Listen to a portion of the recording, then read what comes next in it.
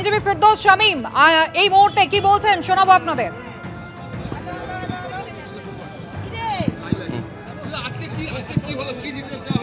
আজকে মহামান্য বিচারপতি অমৃতা সিনহা রাজ্য সরকার যে গ্রুপ সি এবং গ্রুপ ডি কর্মচারীদের যে ভাতা ইন্টারিম রিলিফ হিসেবে দিতে চেয়েছিলেন সেটি অন্তর্বর্তীকালীন স্থগিতাদেশ দিয়েছেন এবং 26শে সেপ্টেম্বর পর্যন্ত সেই স্থগিতাদেশ দিয়েছেন।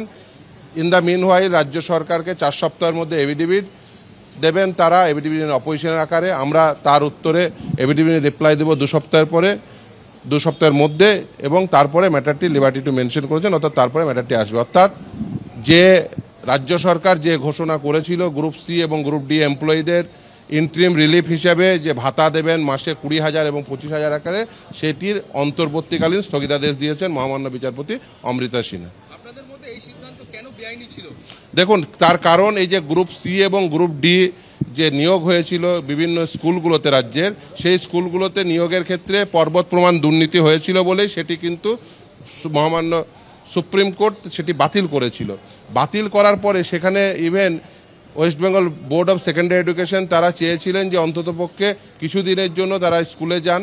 সেই ক্ষেত্রেও সুপ্রিম কোর্ট বলেছিলেন যে না, তারা স্কুলে যেতে পারবেন না, তার কারণ এই গ্রুপ সি এবং গ্রুপ ডি নিয়োগের ক্ষেত্রে সর্বোচ্চ পরিমাণ দুর্নীতি হয়েছে এবং এই দুর্নীতির পরিমাণ অনেক বেশি। যারা সাদা খাতা জমা দিয়ে গ্রুপ সি এবং গ্রুপ ডি এমপ্লয়ি হিসেবে ঢুকলেন তাদের কাছ থেকে টাকা আদায় করার, অর্থাৎ মাইনে হিসেবে যে টাকাগুলো পেয়েছিলেন সেই টাকাগুলো ফেরত দেওয়ার নির্দেশ ছিল। এতদ সত্ত্বেও তারা টাকা ফেরত দেওয়ার বদলে, রাজ্য সরকার টাকা ফেরত নেওয়ার বদলে মাসে মাসে তাদেরকে ইন্টারিম রিলিফ হিসাবে 20,000 এবং 25,000 দেওয়ার বন্দোবস্ত করেছিলেন। এটা একেবারেই যায় না। আমাদের বক্তব্য খুব পরিষ্কার ছিল যে আমরা বঞ্চিত চাকরি প্রার্থী, আমাদের ওয়েটিং লিস্টে নাম ছিল, আমরা বঞ্চিত হলাম, আমরা আবার ফার্দার বঞ্চিত হব।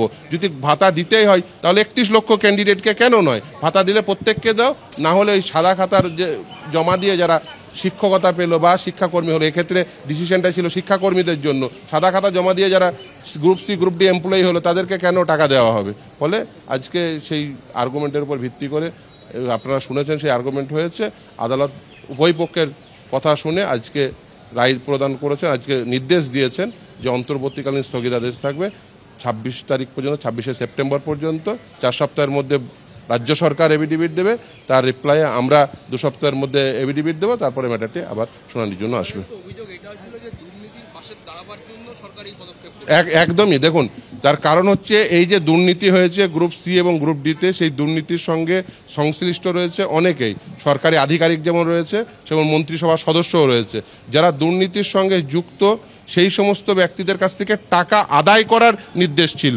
রাজ্য সরকার এখনো পর্যন্ত কোনো টাকা আদায় করার কোনো প্রকার পদক্ষেপ নেয়নি, এবং শুধু তাই নয়, আমি আর্গুমেন্টের সময় দেখিয়েছিলাম যে কিভাবে টাকা আদায় করতে হবে, সেটাও কিন্তু মহামান্য কলকাতা হাইকোর্ট মহামান্য বিচারপতি দেবাংশু বসাকের ডিভিশন বেঞ্চ সে কথা বলেছিলেন। সেখানে তখন বলেছিলেন যে ডিস্ট্রিক্ট ম্যাজিস্ট্রেটের উপর নির্দেশ ছিল ল্যান্ড রেভিনিউ আকারে সেই টাকাগুলো আদায় করতে হবে, কিন্তু এখনো পর্যন্ত কোনো প্রকার পদক্ষেপ আমরা দেখিনি। উল্টে তাদেরকেই টাকা দেওয়ার বন্দোবস্ত করা হচ্ছে, যেটা কোনোভাবেই কাঙ্ক্ষিত নয়, যেটা দেওয়া যায় না। তার কারণ এই টাকা হলো জনগণের টাকা, জনগণের কাছ থেকে কর হিসেবে যে টাকা পান রাজ্য সরকার, সেই টাকার এইভাবে অপব্যবহার করতে পারে না। আসলে এটা ছিল যে ওদেরকে এই টাকা দিয়ে ওদের মুখ বন্ধ করতে চাইছেন। তার কারণ সিবিআইয়ের উপর একটি নির্দেশ ছিল, সিবিআইয়ের উপর নির্দেশ ছিল যারা এই দুর্নীতির সঙ্গে যুক্ত, বিশেষ করে এই সাদা খাতা জমা দিয়ে যারা পেয়েছেন, এক্সপায়ারি অফ দ্য প্যানেলে যারা পেয়েছেন, তাদেরকে প্রয়োজনে সিবিআই কাস্টোডিয়াল ইন্ট্রোগেশন করতে পারে। একে এরা পয়সার বিনিময়ে চাকরি পেয়েছেন, তারপরে এদের কাস্টোডিয়াল ইন্ট্রোগেশন যদি হয় তাহলে এরা মুখ খুলতে পারে, তাহলে আরও অনেকের নাম আসতে পারে। এদের মুখ বন্ধ করানোর জন্য ঘুরপথে টাকা দেওয়ার বন্দোবস্ত করা হচ্ছে। সরকার একদমই যে গ্রুপ সি এবং গ্রুপ ডি এমপ্লয়ীদের, যারা গ্রুপ সি গ্রুপ ডি শিক্ষাকর্মী ছিলেন, তাদেরকে ওই যে ভাতা দেওয়ার যে ডিসিশন নিয়েছিলেন মাসে 20,000 এবং 25,000, সেই ভাতা তারা দিতে পারবেন না, সেটিতে অন্তর্বর্তীকালীন স্থগিতাদেশ দিলেন মহামান্য বিচারপতি অমৃতা সিনহার বেঞ্চ।